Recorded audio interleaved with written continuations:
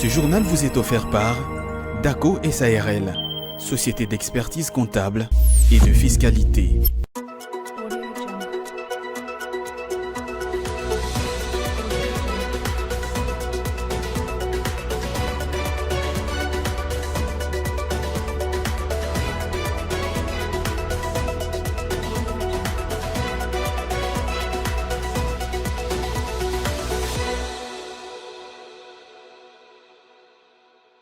C'est la rétrospective de la semaine sur Ecofin Télévision. Bienvenue à tous.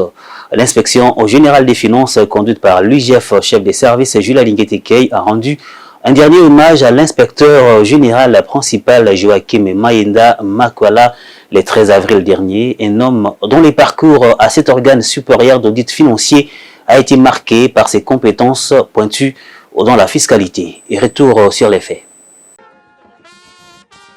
Né le 3 septembre 1962, Joachim Mayenda Makwala, inspecteur des finances principales, a tiré sa révérence le mardi 1er avril 2025 à Kinshasa. Dimanche 13 avril, l'inspection générale des finances lui a réservé des derniers hommages dignes de son rang avec une forte délégation conduite par l'inspecteur général des finances, chef de service Julia Linguetekei. De la morgue de l'hôpital du Cinquantenaire dans la matinée, la dépouille a été exposée à l'esplanade du Palais du Peuple. Famille, amis, connaissances et collègues de service, tous étaient consternés, regrettant un proche dont la moralité, les qualités et les aptitudes ont été d'un bon témoignage.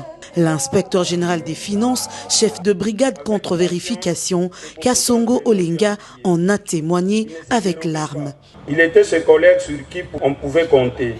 Cette présence discrète mais solide, ce regard bienveillant, cette parole posée. Il ne cherchait ni l'éclat ni les éloges, mais son engagement parlait pour lui. Aujourd'hui, dans la foi chrétienne qui fut la sienne, nous remettons son âme entre les mains du Seigneur. Nous croyons que la vie ne s'arrête pas ici, et Dieu l'accueille dans sa lumière. Au regard de son parcours élogieux et des loyaux services rendus à la nation, le vice-premier ministre de la fonction publique, Jean-Pierre Liaou, a défendu et obtenu d'élever Joachim Mayenda Makwala à titre posthume aux fonctions et grades de secrétaire général et d'inspecteur général des finances. Annonce faite par l'inspecteur général des finances coordonnateur Herman Iyeleza. Fonction publique, modernisation de l'administration et innovation du service public. Au vu de ce parcours, a défendu le dossier de notre collègue devant le chef de l'État, qu'il a élevé à titre posthume au grade de secrétaire général de l'administration publique pour exercer les fonctions d'inspecteur général des finances avec bénéfice de l'éméritat et de l'honorariat. Après les absoutes, les moments des dépôts des gerbes de fleurs et des mots de la famille, le corps inerte de Joachim Mayenda Makwala a été porté en sa dernière demeure au cimetière de la nécropole Chemin du Paradis. Que son âme repose en paix. L'affaire Bukangalonzo a été renvoyée au 23 avril prochain pour instruction. C'est ce qui ressort de l'audience tenue le lundi 14 avril 2025 opposant l'ancien Premier ministre de la RDC Matata Ponyo Mapan accusé des détournements des fonds alloués au projet du parc agro-industriel au ministère public.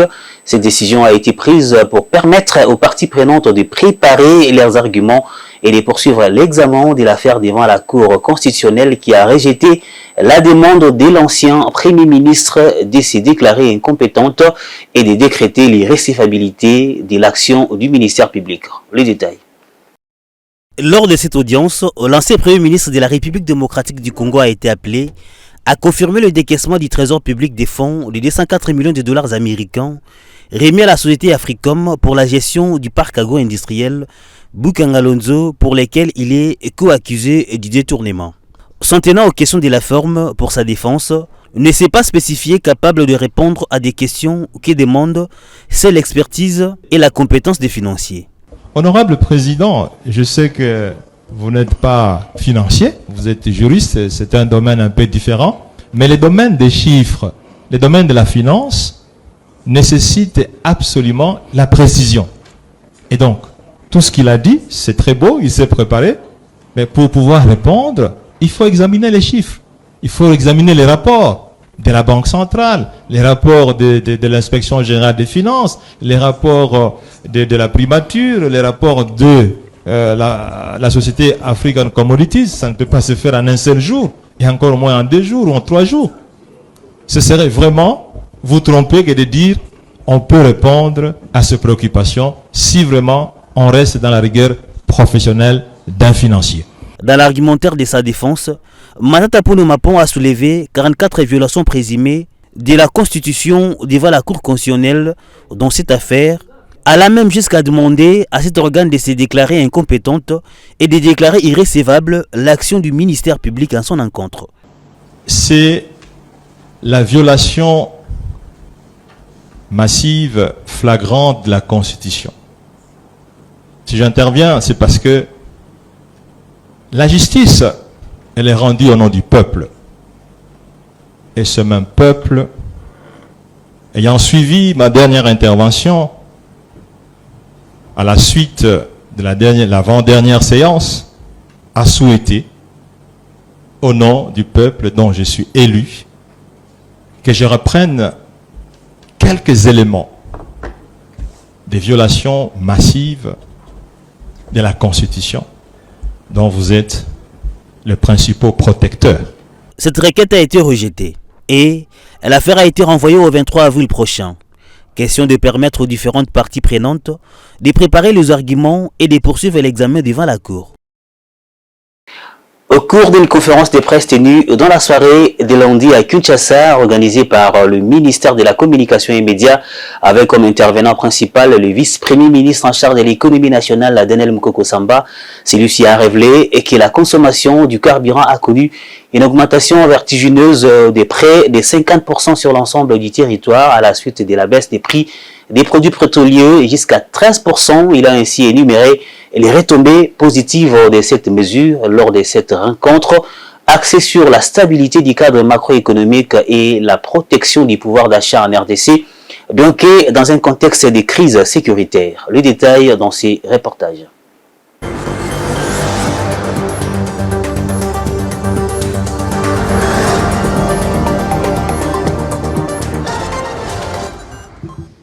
D'après Daniel Mukoko Samba, la baisse du prix du carburant en RDC a entraîné plusieurs effets économiques positifs, notamment la protection du pouvoir d'achat des Congolais ordinaires et la hausse spectaculaire de la consommation à travers le pays, notamment à Kinshasa.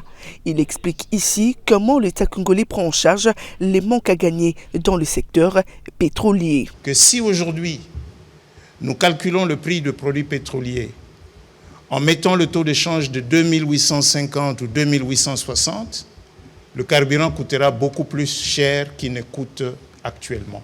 C'est donc une façon pour le gouvernement de prendre sur lui une partie de la charge qu'aurait supporté le consommateur final. Face à l'augmentation de la consommation du carburant, l'État a dû prendre des mesures car à Kinshasa, par exemple, la société CEP a dû doubler voire tripler ses livraisons journalières dans le station-service passant de 1500 à 3000, voire même 3500 mètres cubes. Le gouvernement a fait un effort pour diminuer sensiblement les pertes et manques à gagner.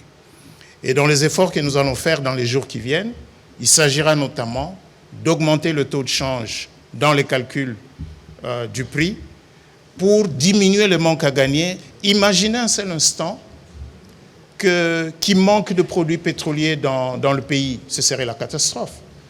Donc, tout faire pour que l'approvisionnement en produits pétroliers soit régulier est quelque chose de fondamental. Dans la zone ouest qui comprend la capitale, le prix de l'essence est passé de 3 340 francs congolais à 2 990 francs congolais et celui du gasoil de 3 435 francs congolais à 2 975,73 francs congolais, deux baisses qui ont offert un répit aux consommateurs et dynamisé le marché intérieur. C'est en présence de la gouverneure Fifi Masuka Saini que l'entreprise Metalcol du groupe RG Africa a signé conjointement lundi 14 avril avec les représentants des communautés locales. Le deuxième cahier des charges, c'est conformant ainsi à la loi fixée par les codes miniers de la RDC. Et c'est la salle des conférences de l'hôtel Campi Iyaboma qui a servi au décadre à cette cérémonie. L'entreprise Metalcol du groupe ERG Africa a procédé à la signature du deuxième cahier des charges avec les communautés affectées par ces opérations. La cérémonie a eu lieu ce lundi 14 avril 2025 à Kolwezi, dans la salle de conférence de l'hôtel Campi Iyaboma, en présence de la gouverneure et vice-gouverneure du Lualaba, députés nationaux et provinciaux, autorités urbaines et municipales, ainsi que de certains chefs coutumiers. Il s'agit de l'aboutissement du travail conjoint entre la société Metalcol et les comités de développement local composé des chefs des terres ainsi que de la population locale. Le chef des terres Kamimbi a quant à lui traduit sa joie de voir ces projets se concrétiser grâce à l'appui et l'accompagnement de la chef de l'exécutif provincial pour le bien-être de sa population. Nous serons ingrats sans toutefois féliciter notre chère madame la gouverneure de nous avoir accompagnés dans ce processus. C'est par sa bonne volonté que ce cahier des charges est signé et par son implication aussi. Le ministre provincial des Mines, Ntanda Wamana Nicodème, a invité la communauté locale à se comporter en bon père des familles face à tous ces projets qui seront mis à leur disposition pour booster le développement de leur espace de vie. Nous demandons le respect de l'engagement dans les normes au CLS installées. Nous demandons un suivi à temps réel à la communauté. Nous exigeons la protection des ouvrages qui vous seront réalisés. Le président directeur général des ERG Africa a mis l'accent sur l'engagement de son groupe et a amélioré l'impact positif dans la vie des populations locales. Notre présence ici repose sur des principes essentiels pour moi et Metalco, le respect, le dialogue et la responsabilité. C'est notre rôle en tant qu'entreprise de travailler avec nos communautés. Nous tenons à être de bons voisins et à partager les valeurs ajoutées à nos activités d'exploitation avec nos différentes parties prenantes. La gouverneure Masuka Saini Fifi a invité toutes les parties prenantes à un suivi permanent et rigoureux pour un aboutissement heureux de ces cahiers des charges. J'ai tenu à patronner cette manifestation aujourd'hui et d'y assister personnellement afin de me rendre compte que toutes les étapes d'élaboration de ces cahiers des charges ont été observées avant sa signature, objet de cette rencontre. Forte de la collaboration entre Metalcol SA et le comité local de développement lors de l'élaboration de ces cahiers de charges qui tenaient compte de l'étude d'impact environnemental et social en vertu de l'article 403 bis du règlement minier, j'ai donné mon approbation à ces cahiers de charges qui m'a paru bien réaliste. J'exhorte ainsi toutes les parties prenantes, chacune pour ce qui la concerne, de rester consciencieuses, honnêtes et transparentes dans l'exercice de sa tâche. L'agriculture, l'élevage, l'éducation, l'énergie, les infrastructures et l'entrepreneuriat communautaire sont les points repris dans le nouveau cahier des charges selon les besoins exprimés par les communautés impactées par l'exploitation minière de Metalcol. Mardi 15 avril, Kinshasa a accueilli la 16e réunion des ministres du commerce de la zone de libre-échange continentale africaine, ZLECAf. Ouvrant ses assises, le président de la République, Félix-Antoine Tshisekedi, a exhorté les pays membres de la ZLECAf à unir leurs efforts, investir dans des infrastructures transfrontalières, harmoniser les réglementations et soutenir leurs entreprises afin de conquérir les marchés continentaux. On écoute le chef de l'État dans cet extrait. La ZLECAf nous ouvre les portes d'un marché de 1,5 milliard de consommateurs où nos produits transformés localement, du cacao au cobalt, du bois aux produits agricoles, peuvent trouver preneurs.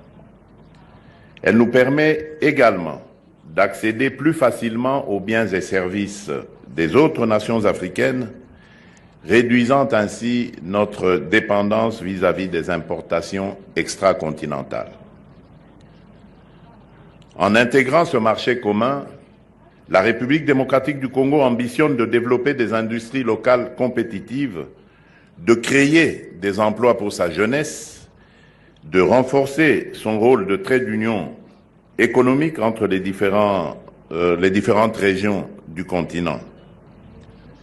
Kinshasa, notre capitale, est prête à devenir un hub économique, un lieu de convergence pour les échanges et les investissements africains. C'est en mutualisant nos efforts et nos ressources que nous pourrons transformer nos ambitions continentales en réalité tangible pour nos peuples. La ZLECAf ne réussira que si elle profite à tous, entrepreneurs, agriculteurs, artisans et jeunes innovateurs. Dans le cadre d'une zone de libre-échange, la mutualisation des investissements ne se limite pas à la réduction des barrières tarifaires. Elle repose sur l'harmonisation des politiques économiques, le développement des infrastructures communes et la convergence réglementaire, afin de créer un environnement propice à l'émergence d'un véritable marché africain intégré.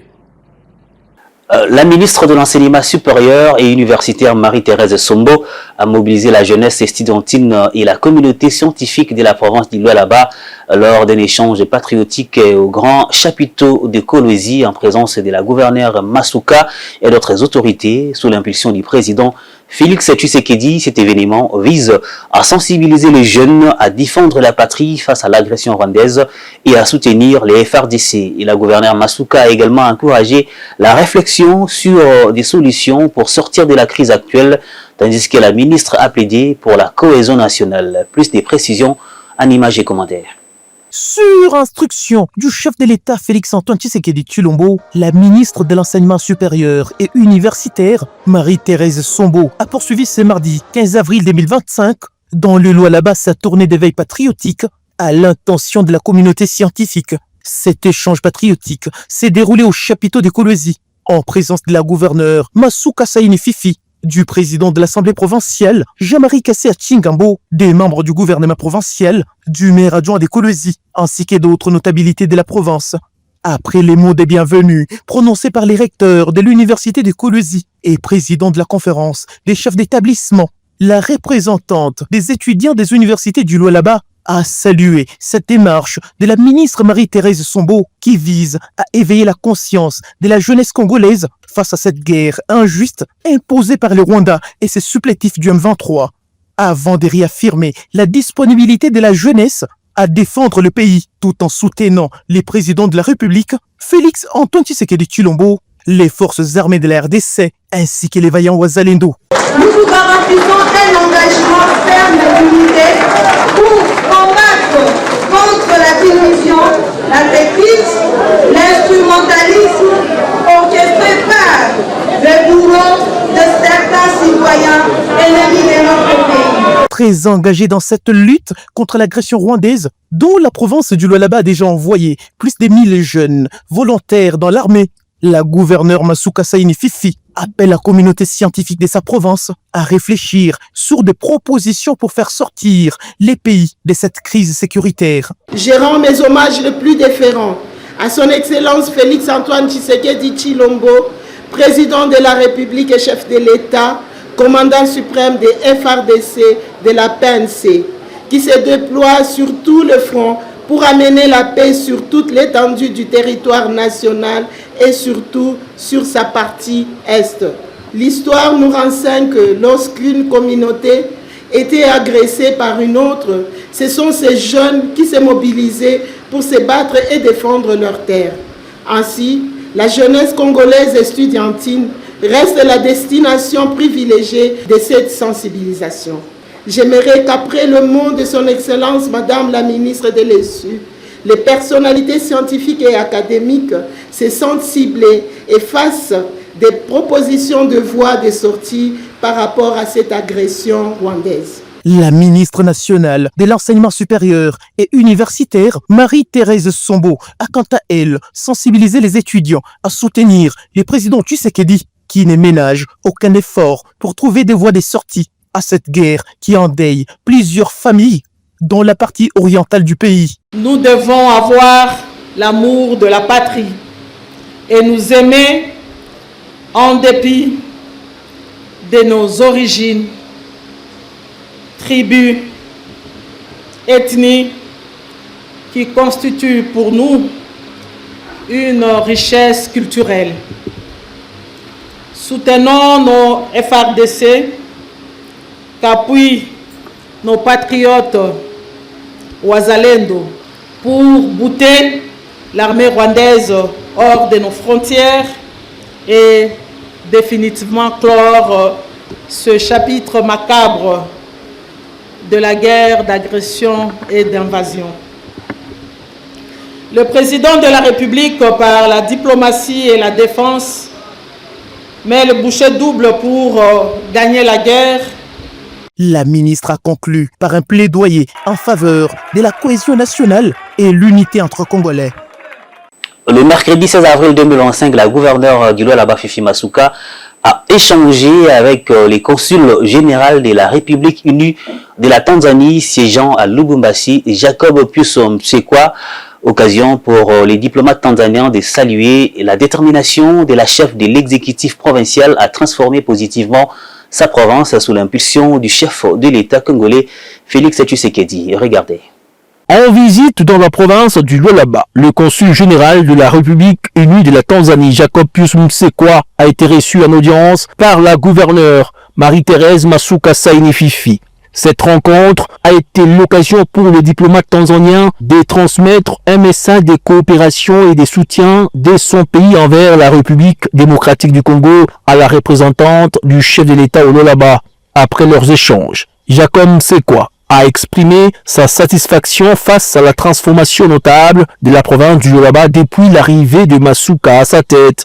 Il a salué les efforts déployés pour le développement de cette région riche en ressources, notamment en cobalt. Tanzania iko tayari kuendelea kukuza ushirikiano na DRC na kukuza ushirikiano na jimbo la Lualaba. Tumekuja hapa, tutakutana pia na wafanyabiashara na wadau wengine wa hapa Lualaba ili tujue kwa namna gani au kwa jinsi gani tunaweza kushirikiana zaidi kukuza biashara kati ya Lualaba na Tanzania. Tumefurahi sana, gavana ametupokea vizuri na tumempongeza sana kwa kazi kubwa anayofanya ya kuleta maendeleo katika jimbo la Lualaba. Sisi wenyewe tumekuja Lualaba, tunaona Lualaba inavyobadilika, inavyozidi kuwa nzuri. Kila mahali kuna ujenzi wa barabara, kuna ujenzi wa majengo, jambo ambalo linatupa moyo, na sisi tunasema kwamba tunaenda kuitangaza pia Lualaba kwa Tanzania na Kolwezi, na tumemkaribisha gavana pia atembelee Tanzania aje kuona na pia akutane na viongozi wetu akiwemo rais wetu wa Tanzania.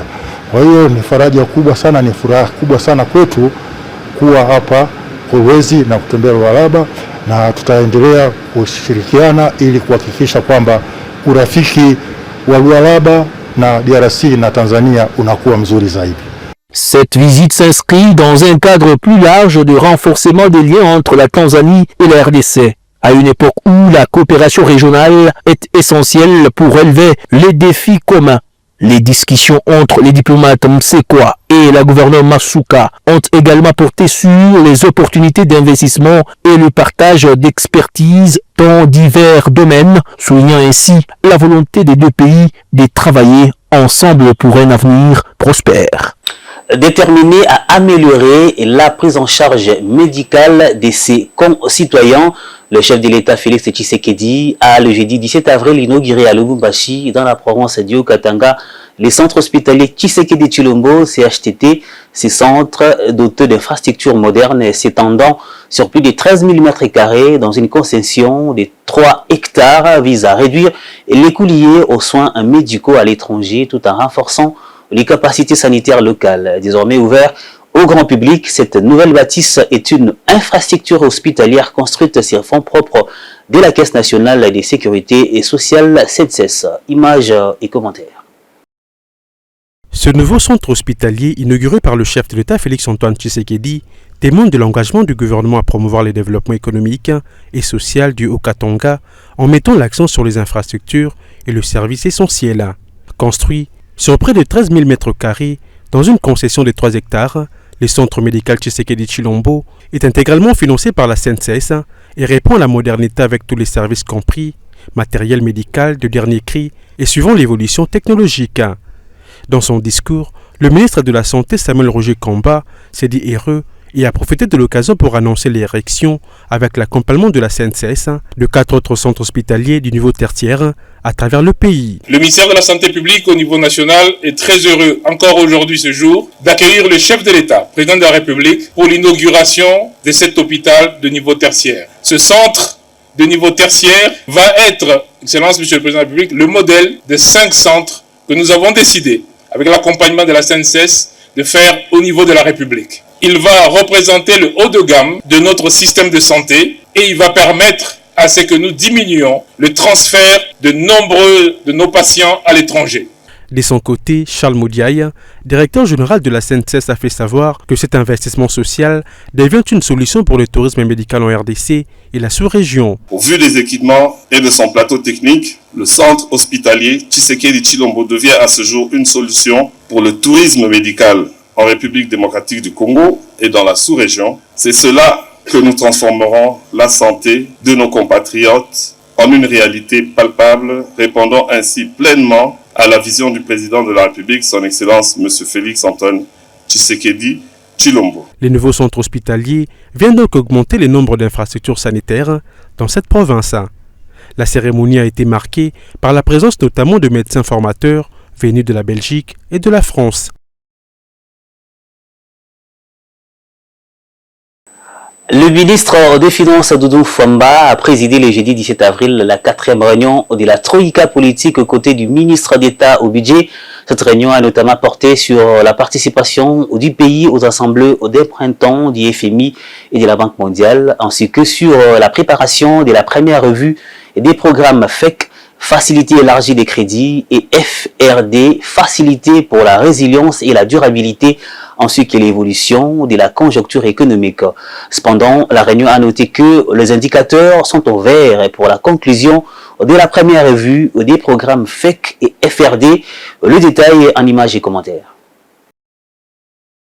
Réunie au centre financier de Kinshasa, la Troïka politique a fait le point sur plusieurs dossiers stratégiques.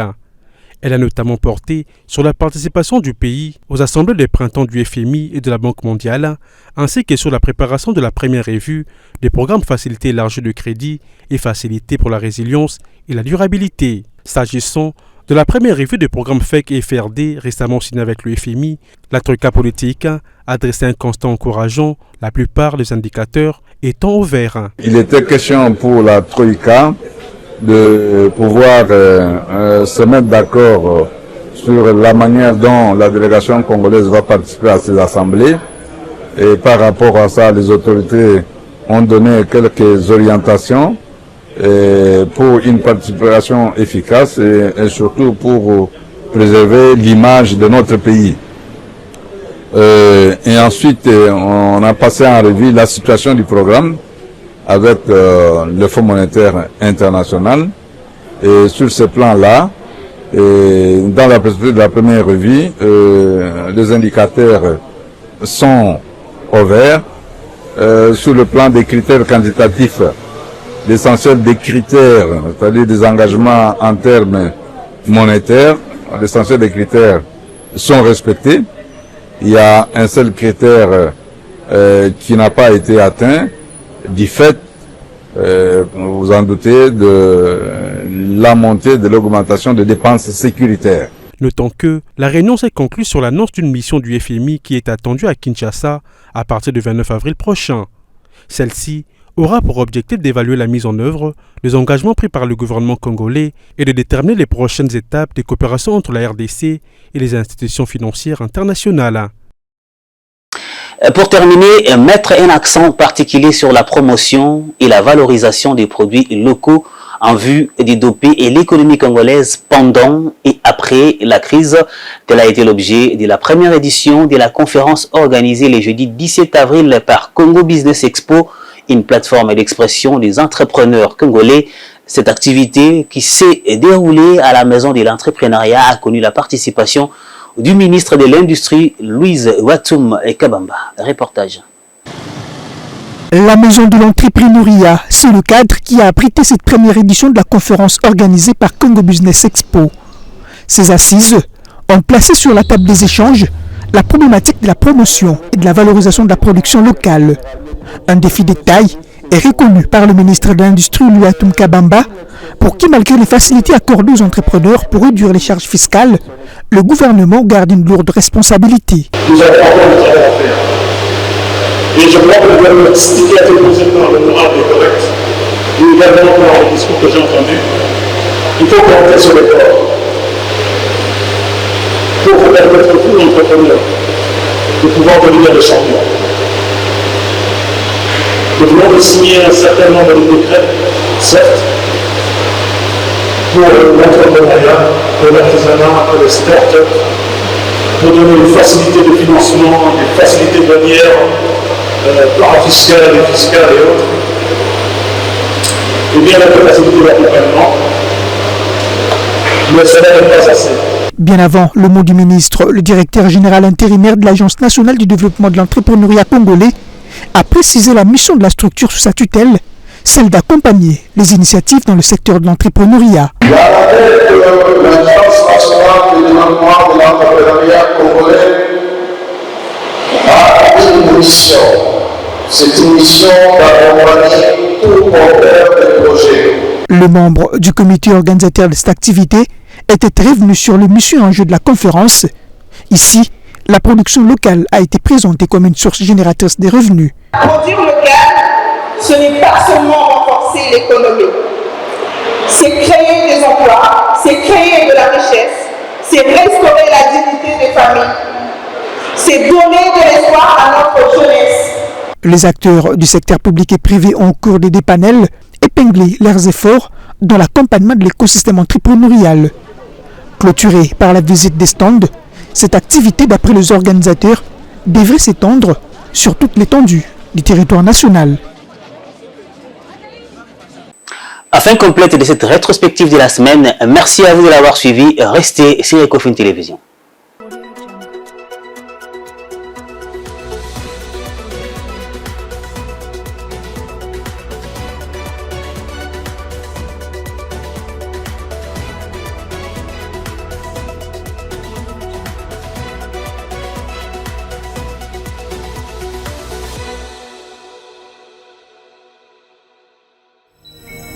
Ce journal vous a été offert par DACO SARL, société d'expertise comptable et de fiscalité.